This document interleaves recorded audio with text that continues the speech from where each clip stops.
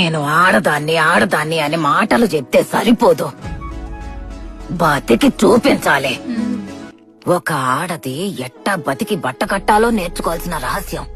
రోజు సంపాదించిన దుడ్డు ఖర్చులకు పోను 5-10 అని రొంచెమైనా జమ చేసి పెట్టినావంటే ఒక రోజు ఊహించని విధంగా ఏదో ఒకటి జరిగి ఉత్తి చేతులతో నిల్చోవలసి వచ్చినప్పుడు అన్ని రోజులు కష్టపడి ఒక్కో పైసా కూడబెట్టుకున్నదంతా ఎవ్వరి సహాయం కోసం ఎదురు చూడకుండా మనకు ఉపయోగపడతాది.